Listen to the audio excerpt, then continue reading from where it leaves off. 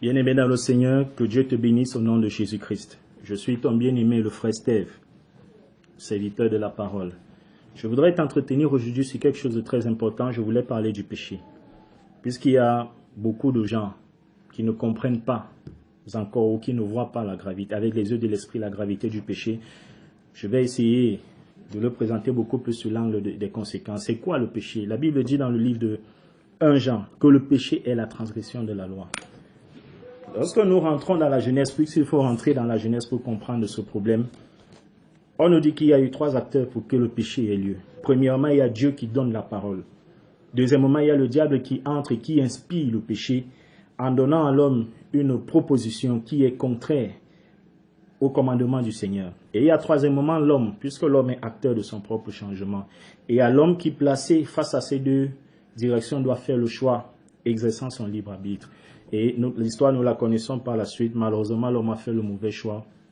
Et le péché est entré dans le monde. En entrant dans le monde, les conséquences ont commencé. Voilà un peu le péché à chaque fois. Le diable vient au travers des pensées pour nous donner des propositions, pour nous donner des directions, pour inciter en nous des actions, des paroles, des attitudes qui sont contraires à la parole de Dieu.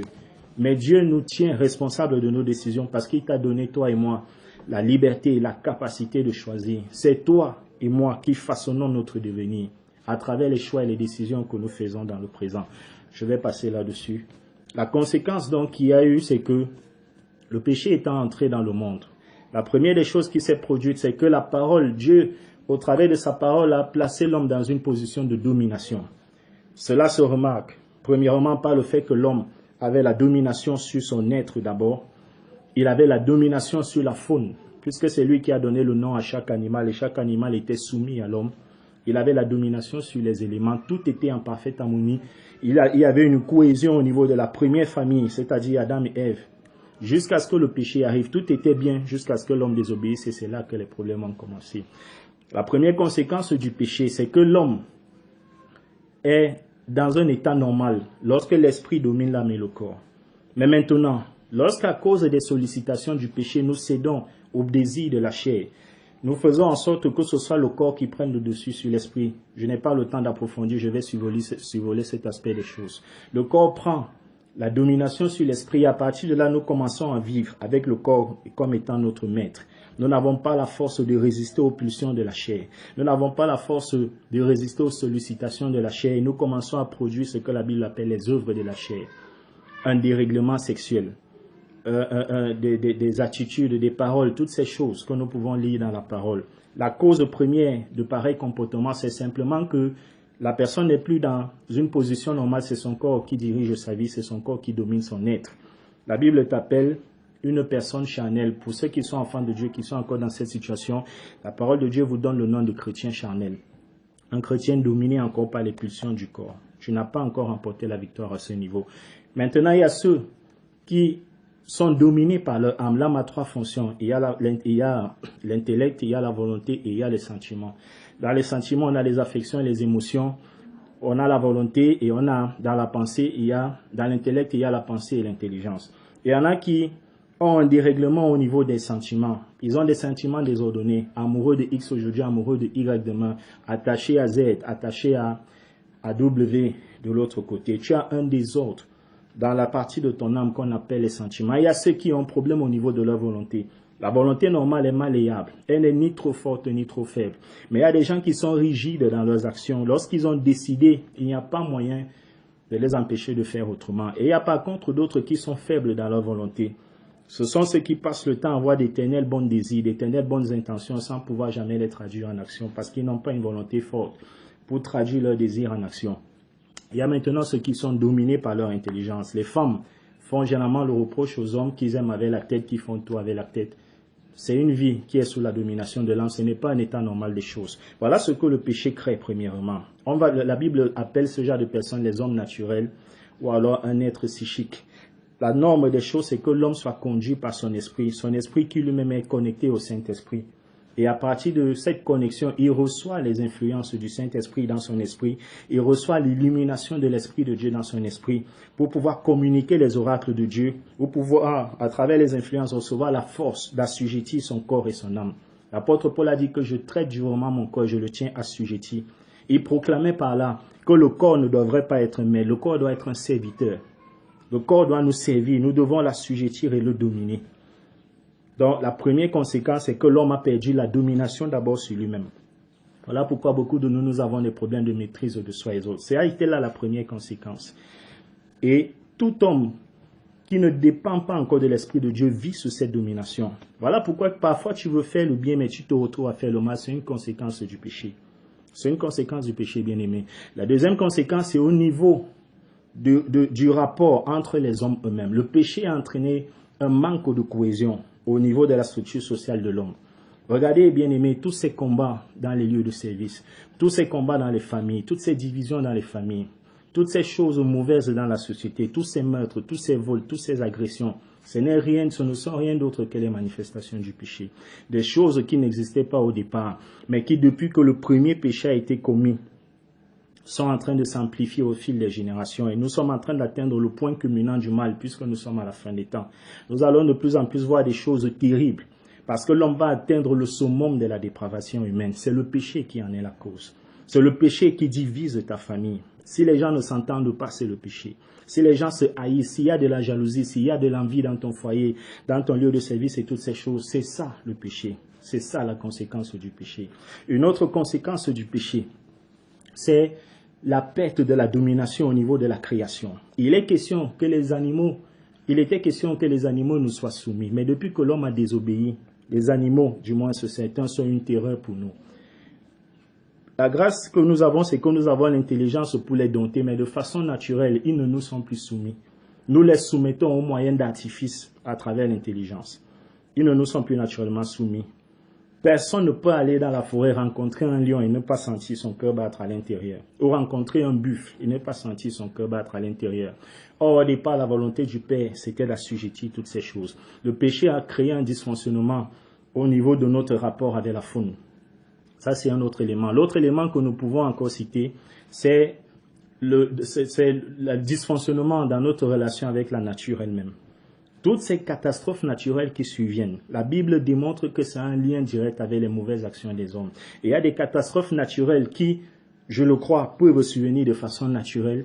Mais il y a certaines catastrophes naturelles qui surviennent comme un jugement direct de Dieu à cause des mauvaises actions des hommes. Je prends un exemple pour prouver ce que je dis. Et je prends un exemple très connu de la Bible, le cas de Sodome et Gomorrhe qui a été détruit par une pluie de feu. Une pluie de feu, c'est un mécanisme naturel. On dit que cet incident s'est produit, mais quelle était la cause? Il est démontré que c'est à cause des mauvaises actions qui étaient commises dans cette ville.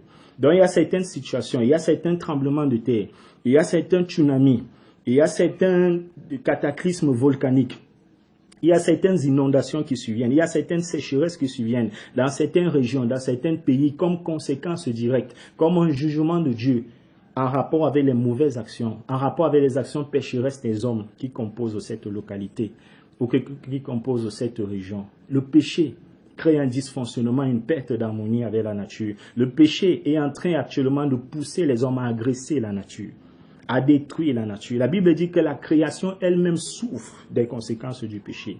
Les hommes aujourd'hui détruisent les forêts, ils polluent les eaux, ils vident la mer. Nous allons subir les conséquences de ces décisions que nous sommes en train de prendre aujourd'hui. Si ce n'est pas nous, nos enfants vont payer le prix si le Seigneur ne revient pas. À cause des intérêts capitalistes et de la recherche de l'argent, nous détruisons la nature.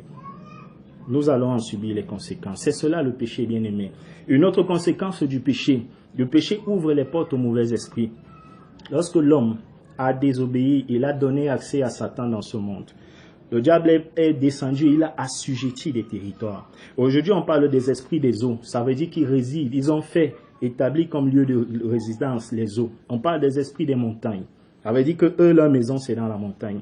On parle des esprits des forêts, on parle des esprits des savanes et toutes ces choses. C'est à cause de la désobéissance bien-aimée que le diable a pu prendre possession et assujettir ces endroits. Il était question que ce soit nous qui assujettissions ces endroits, mais parce que nous lui avons, à travers le péché, donné ce que Dieu nous a donné, puisqu'il est voleur, il est tueur et il est menteur.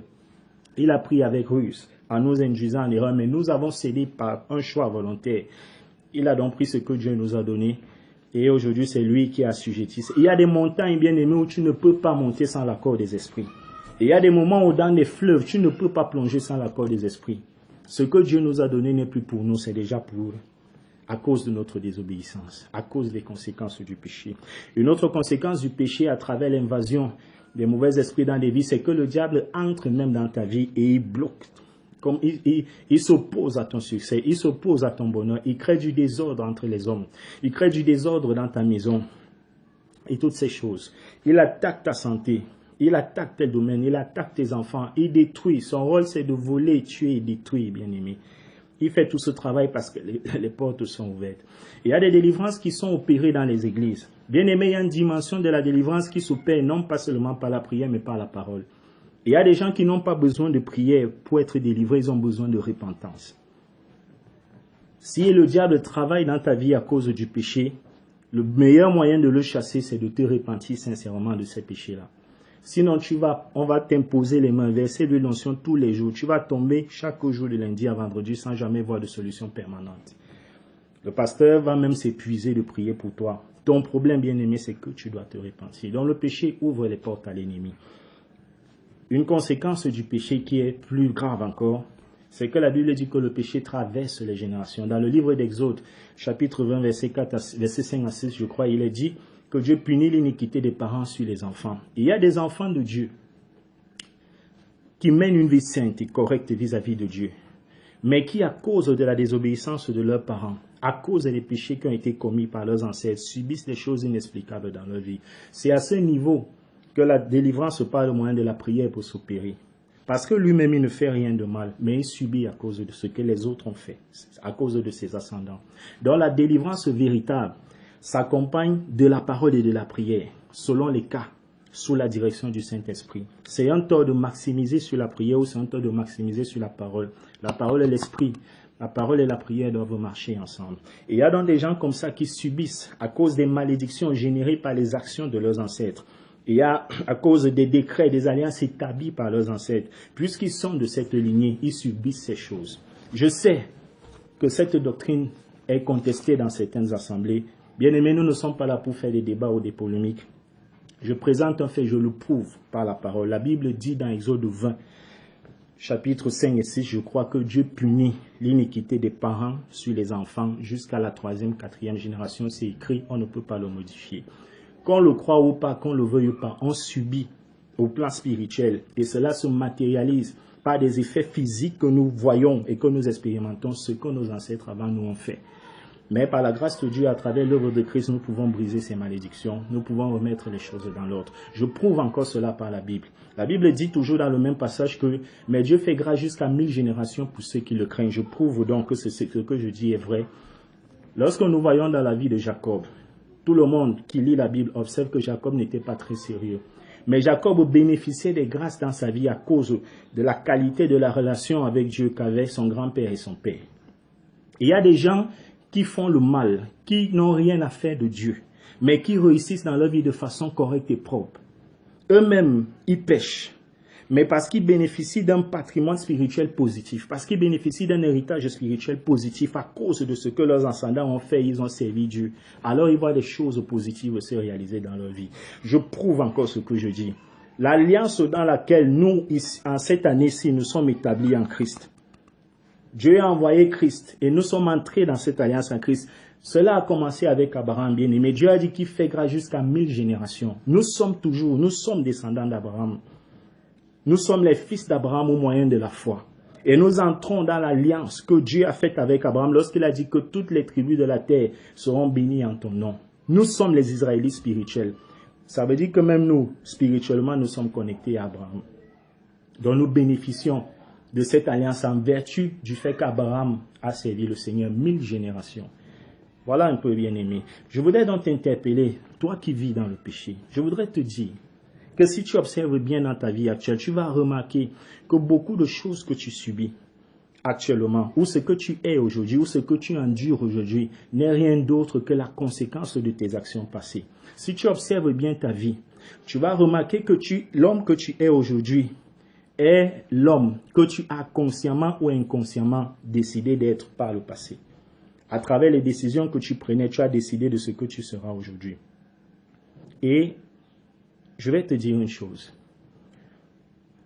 Tu peux à partir d'aujourd'hui de la même façon décider de qui tu seras demain. Je voudrais t'encourager, même si tu subis déjà les conséquences du péché, même si tu es au fond du trou à cause de ce que tu as fait, si tu veux relever ta vie, tu peux le faire avec un homme et tu peux commencer maintenant. Commence dès aujourd'hui à faire les bons choix.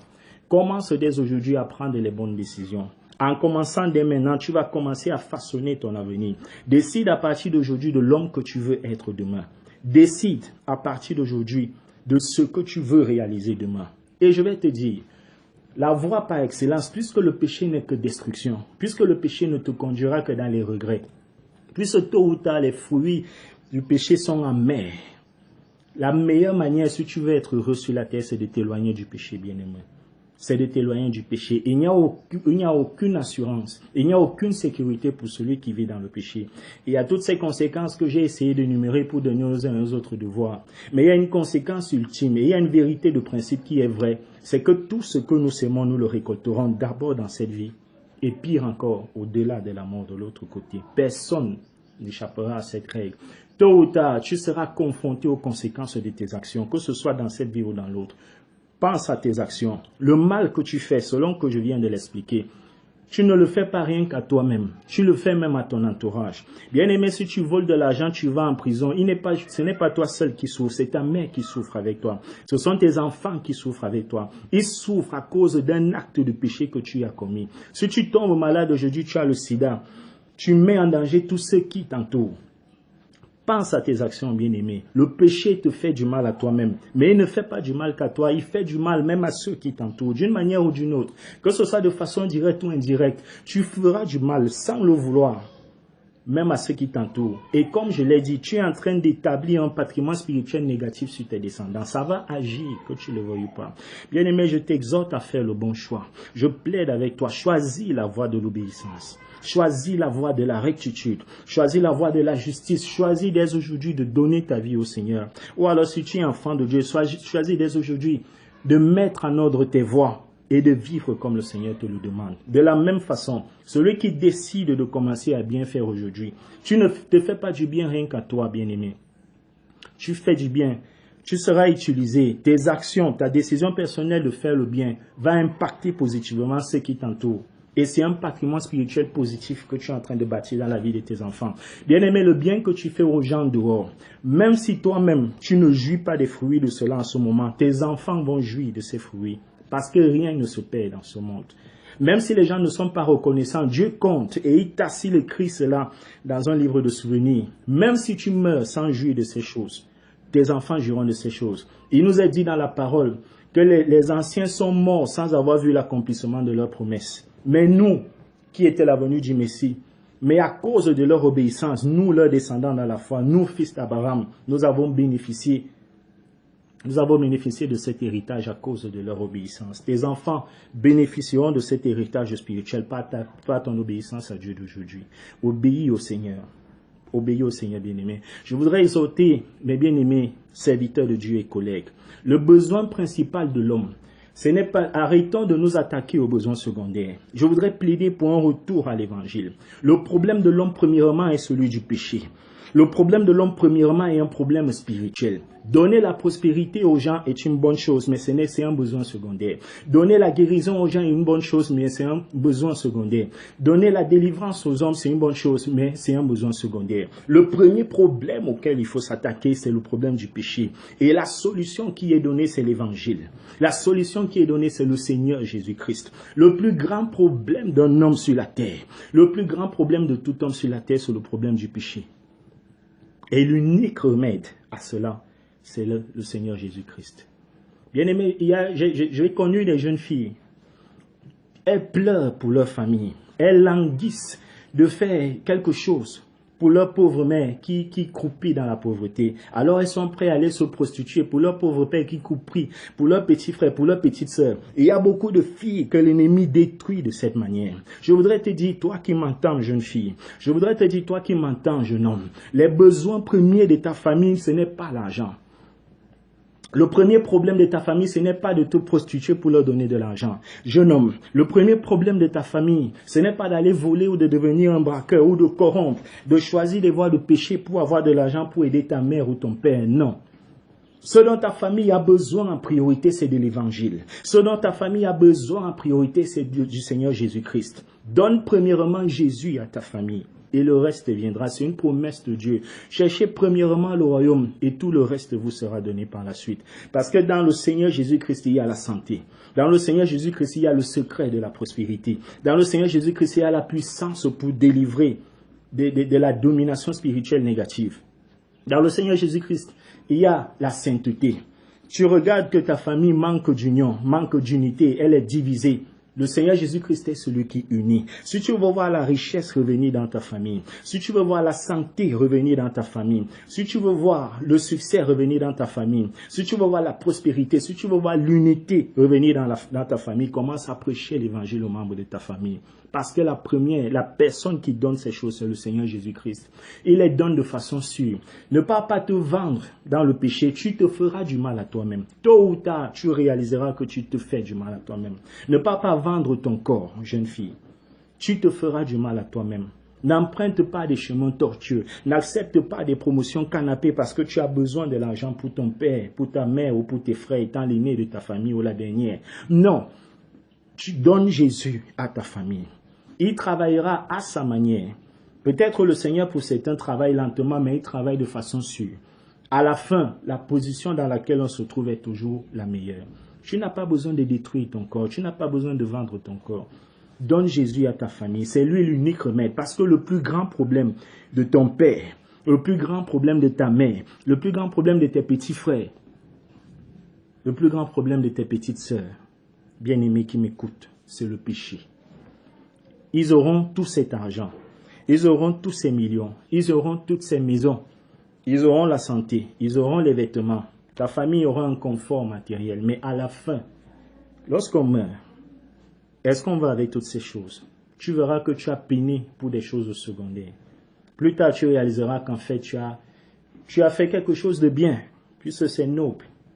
Je n'encourage pas les méthodes d'accès, mais j'encourage la finalité qui est de prendre soin de sa famille. C'est un désir noble et normal. Mais la méthode, je n'approuve pas. Le désir lui-même, il est noble. Mais tu verras qu'à la fin, ce n'était qu'un besoin secondaire. Tu n'as pas touché la bonne cible.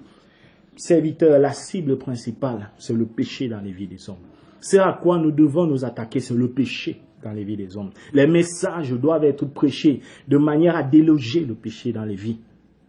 Les actions doivent être menées dans l'église de manière à sanctifier le peuple de Dieu. Parce que c'est le péché qui est la cause des possessions. C'est le péché qui est la cause de tous les malheurs. La véritable cause, le véritable problème de l'homme, ce n'est pas déjà le grand-père du village. Ce n'est pas déjà l'oncle du village. Ce n'est même pas déjà le diable. Si le sorcier de ton village te touche, si le diable parvient à te toucher, c'est parce que tu as ouvert des portes. Ils ne peuvent pas te toucher tant que ta vie est conforme à la parole. Non. Un véritable enfant de Dieu n'est pas atteint par la sorcellerie. Pas du tout. Même si tu es dans la pauvreté, Dieu bénit ses enfants. Ça peut prendre du temps, mais tôt ou tard, il te met dans une position de prospérité. Sa parole est infaillible. Ta fin, toi qui sais Dieu dans la rectitude, ta fin sera forcément bonne. Ton bonheur est sûr. Ton bonheur futur est sûr. Il est garanti. De la même façon, celui qui vit dans le péché, ton châtiment est préparé. Il est inévitable. Incontestable. Il est inévitable, bien-aimé. Je t'encourage aujourd'hui à faire le bon choix. Le péché est la cause première des souffrances de l'humanité. La solution à cela, c'est de l'abandonner. Celui qui peut nous donner la force, celui qui peut te sortir de cette situation, c'est le Seigneur Jésus-Christ. C'est lui. C'est lui qui donne la force de sortir de là, bien-aimé. Pardon. Le péché. Celui qui veut connaître le bonheur, qui revienne au Seigneur. Si quelqu'un veut connaître le bonheur, connaître des jours heureux tels que le dit la parole, marche dans l'obéissance. Si autrefois tu as été désobéissant, il n'est pas tard. Si tu n'es pas encore mort, ça veut dire qu'il est encore possible pour toi. Dieu n'est pas le Dieu des morts. Il est le Dieu des vivants. Si tu es encore en vie, il est toujours ton Dieu. Il est près de toi et il t'écoute en ce moment. Même si tu as commis 1000 péchés, même si tu as commis des abominations, le sang de Christ est assez fort pour te purifier de toutes ces choses. Je t'exhorte en ce jour à faire le bon choix, bien-aimé. Toi qui m'écoutes, je m'adresse à toi de manière spécifique. Toi qui m'écoutes, je te parle à toi d'une manière personnelle. Je t'exhorte à faire le bon choix. Je t'exhorte à choisir le chemin de la vie en ce jour. Je t'exhorte à choisir le chemin de l'obéissance. Toi-même, tu connais ce que tu fais de mal. Va et mets ces choses en ordre. Parce que ces choses ne t'apporteront que le malheur. Elles ne t'apporteront que des regrets. Elles ne t'apporteront que de la souffrance. L'obéissance t'apportera la paix du cœur. L'obéissance t'apportera la joie. L'obéissance t'apportera la paix. C'est le premier problème que tu as. Ça peut ne pas paraître, mais en réalité, c'est ça, la vérité. Le plus grand problème, la plus grande question qui te soit donnée de confronter dans cette vie, c'est la question du péché. Tu auras à faire face à cela un jour, devant le trône de Dieu. C'est maintenant qu'il faut régler ces choses, bien-aimés. C'est pendant que tu es en vie qu'il faut prendre les bonnes décisions. J'ai dit tantôt au départ que ce que tu seras demain est conditionné par les décisions que tu prends aujourd'hui. Tu es le capitaine de ton bateau. Tu es capable de décider aujourd'hui qui tu veux être demain. Si tu veux aller au ciel, tu peux le décider maintenant. Et parce que le Seigneur est à côté, parce que le salut est instantané, si tu le veux, tu peux aller au ciel même maintenant, par la voie de la repentance. Tu te répands de tous tes péchés. Tu prends la ferme résolution de quitter la vie que tu mènes. Et tu invites le Seigneur Jésus-Christ à entrer dans ta vie comme Seigneur et Sauveur de ta vie. Tu entres dans une alliance personnelle avec lui, dans une intimité et relation personnelle avec lui. Tu te mets à vivre sa parole tous les jours de ta vie. Tu peux décider aujourd'hui si tu veux aller au ciel. Tu peux décider aujourd'hui si tu veux. Tu peux choisir aujourd'hui d'être quelqu'un de bien. Tu peux choisir aujourd'hui, bien-aimé, d'être quelqu'un d'utile pour ta société, pour ton entourage, pour ta famille. Tu peux choisir aujourd'hui d'être un homme qui va impacter sa génération. Tu peux choisir aujourd'hui de ne pas être médiocre, de ne pas juste faire marquer ton passage sur la terre comme une fumée. Tu peux choisir de l'être dès aujourd'hui, bien-aimé. Fais le bon choix. Prends la bonne décision. Dieu te rend responsable de tes actes. Nous avons le libre arbitre. Or, la notion de liberté induit la notion de responsabilité. Si tu as la liberté de choisir, alors tu es responsable de tes actions. Et si tu es responsable de tes actions, alors tu es capable de rendre des comptes. Tu vas rendre compte devant Dieu. Tu auras à rendre des comptes parce que tu es libre et responsable. Alors un jour, tu vas confronter la réalité de rendre compte de ce que tu auras fait de cette liberté. N'utilise pas cette liberté pour vivre dans le péché. N'utilise pas cette liberté pour marcher dans la désobéissance. Tu n'auras que malheur, tu n'auras que déception, tu n'auras que brisement de cœur. Tu n'auras que des pleurs, tu n'auras que tes yeux pour pleurer, bien-aimé. Et là encore, ce n'est rien. Les conséquences physiques du péché, aussi horribles puissent-ils paraître, ne sont rien, bien-aimé. Avoir le sida, c'est rien. C'est rien, frère. Si tu pars voler et qu'on te prend, fini de te bastonner, et que in extrémiste, la police arrive et tu es sauvé, mais tu es marqué à vie, ça c'est rien. Tu voles l'argent, on t'enferme, 20 ans de prison. C'est rien, bien-aimé. L'enfer est une tragédie pour celui qui s'y trouve. Or, le péché te mènera de façon sûre dans cette destinée. Ce n'est pas un débat pour ceux qui croient ou ne croient pas. Nous ne prêchons pas pour convaincre, nous ne prêchons pas pour débattre. C'est une réalité de fait qui existe. À moins qu'on ait à changer de Bible. Ou alors s'il y en a qui remettent en question même la Bible, ça vous engage. L'enfer existe, ce n'est pas un débat. Tôt ou tard, tu croiras. Tu verras cela de tes yeux. Tu croiras de tout ton cœur que vrai, l'affaire là, c'était vrai, mais il sera trop tard. Je ne le souhaite à personne. Nous ne parlons pas de ça aujourd'hui. Je veux dire, peu importe la condition dans laquelle tes péchés passés t'ont mené présentement, il est toujours possible pour toi de redresser la barre. Dans le Seigneur Jésus-Christ, il y a la guérison du corps. L'expiation a pourvu à résoudre toutes les conséquences du péché. Le Seigneur Jésus-Christ est venu pour détruire les œuvres du diable. Il est venu pour ôter, non pas seulement ôter les péchés, mais de combattre même les conséquences du péché sur tous les plans, que ce soit le plan sanitaire. Tu peux être malade à cause de ton péché, Jésus guérit la maladie. Tu peux être infesté de démons, ta vie infestée de démons à cause du péché. Le Seigneur Jésus délivre, il donne la liberté. Tu peux te retrouver aujourd'hui dans la pauvreté, Dieu donne la prospérité. Tu peux être aujourd'hui dans des addictions liées à ton caractère, le Seigneur délivre du péché. Tu peux être aujourd'hui dans des dimensions où à cause de ce que tu as fait, tu es haï, tu es de part et d'autre. Le principe de la restitution, de la réparation, le Seigneur est capable, au travers de tout cela, de te restaurer dans ces choses que tu as perdues. Je ne sais pas quel âge tu as, mais il n'est pas tard. Même si te reste 2 ans à vivre, tu peux encore faire quelque chose de ta vie. Bien-aimé, dans la vie, ne te décourage pas. Tant que tu vis, il y a toujours de l'espoir. Tant que le Seigneur ne t'a pas encore appelé, ça veut dire qu'il a encore une partition à jouer dans ta vie. Je t'exhorte à faire le bon choix. Je t'exhorte à prendre le côté de notre Dieu. Je t'exhorte à fuir le péché, à t'éloigner totalement de cette chose. Que le Seigneur te bénisse, que la paix de Dieu soit sur toi, au nom puissant du Seigneur Jésus-Christ. Amen.